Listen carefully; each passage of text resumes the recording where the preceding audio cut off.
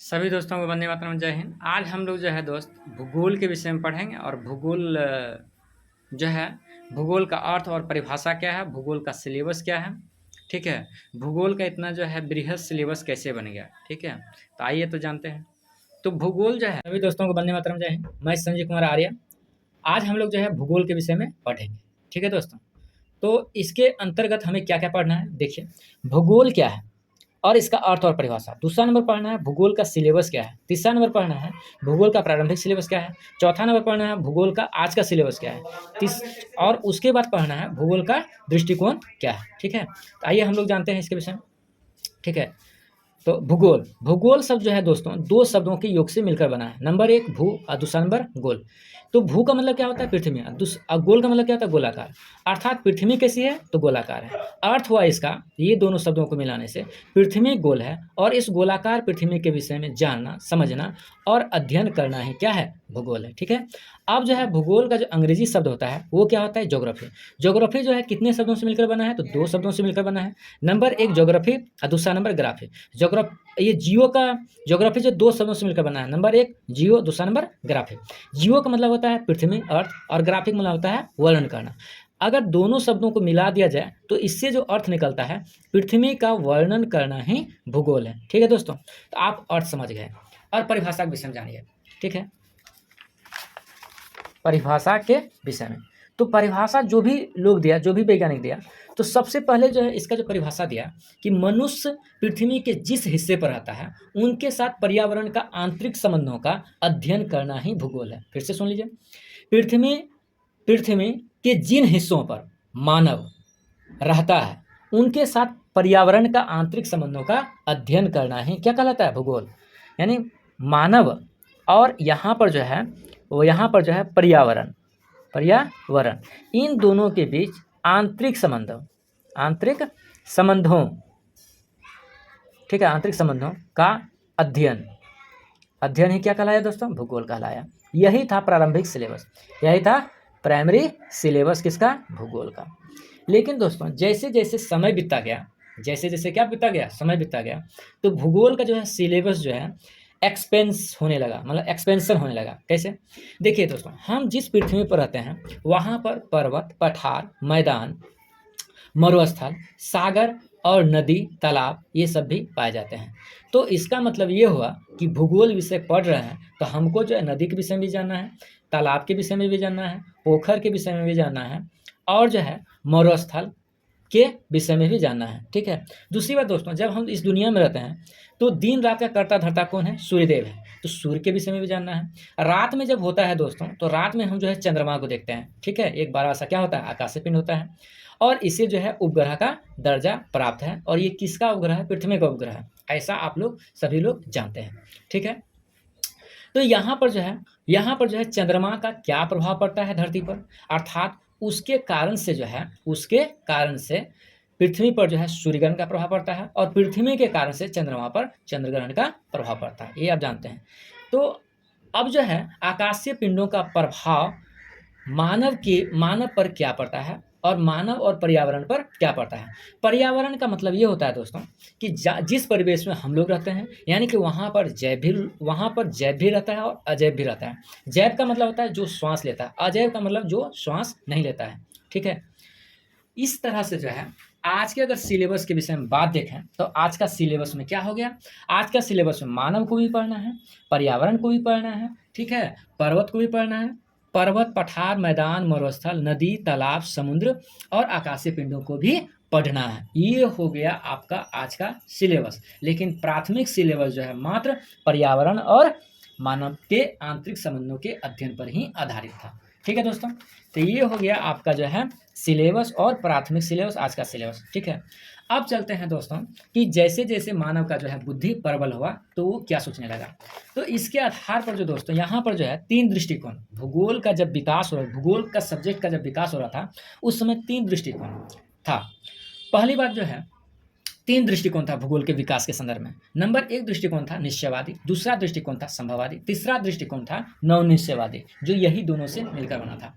निश्चयवादी दृष्टिकोण क्या कहता है दोस्तों कि मनुष्य जो है प्रकृति का उपज है। मनुष्य क्या है, प्रकृति का उपज है, और मनुष्य के सारे कार्यों का कर्ता धर्ता प्रकृति है, ठीक है।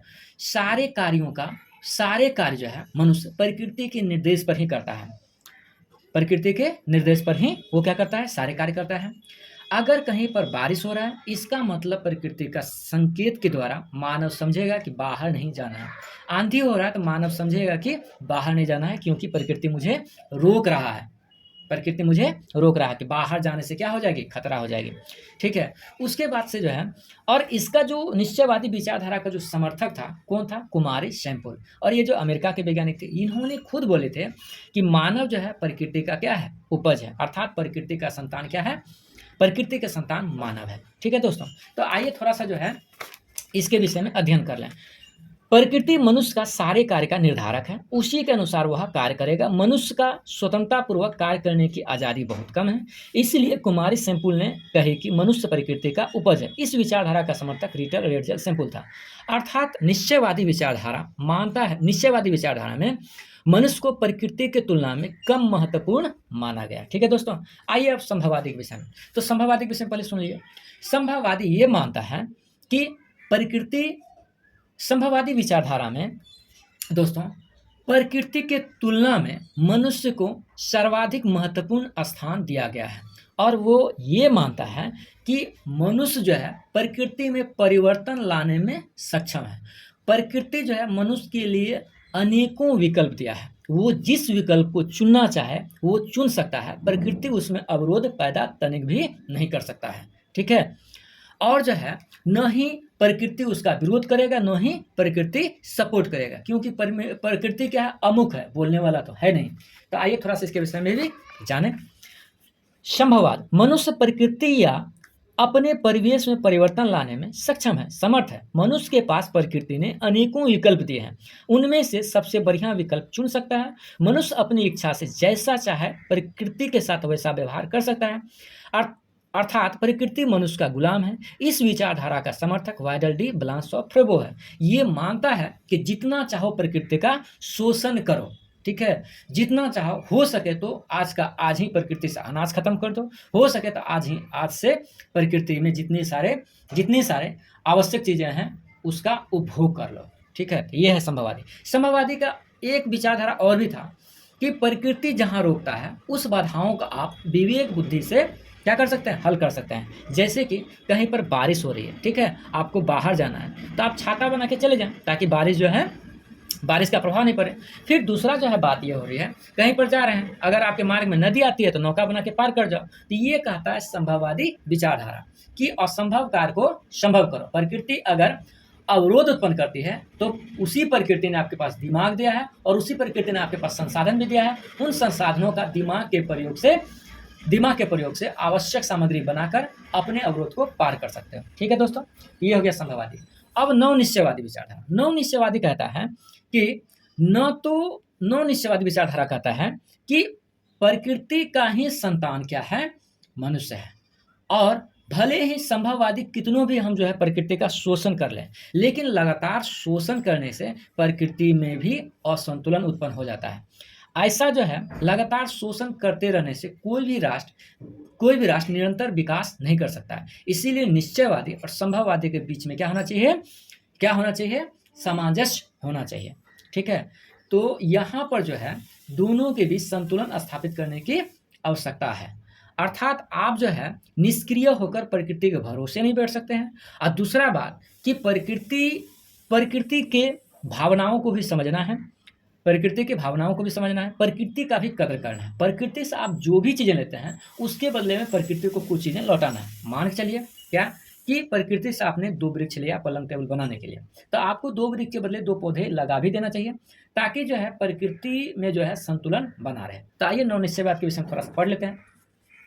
नवनिश्चयवाद ये विचारधारा ऊपर के दोनों विचारधारा के बीच चरम स्थिति में मध्यम मार्ग बताता है, और कहता है कि कोई भी राष्ट्र लगातार प्रकृति का शोषण कर विकास नहीं कर सकता। मनुष्य में सोचने समझने की शक्ति होती है। मनुष्य की आवश्यकता की पूर्ति प्रकृति ही करती है, लेकिन प्रकृति को मनुष्य के लिए आवश्यक सामग्री को तैयार करने में समय लगता है। इसलिए आपूर्ति व तैयारी के बीच एक निश्चित समय अंतराल अवश्य होना चाहिए। इसीलिए ग्रिफिथ टेलर ने इसे रुको और जाओ का नियम कहा, ठीक है दोस्तों। तो ये संतुलन होना चाहिए। सभी दोस्तों को धन्यवाद। वीडियो अगर आपको पसंद आती है तो लाइक शेयर सब्सक्राइब अवश्य करें। जय हिंद।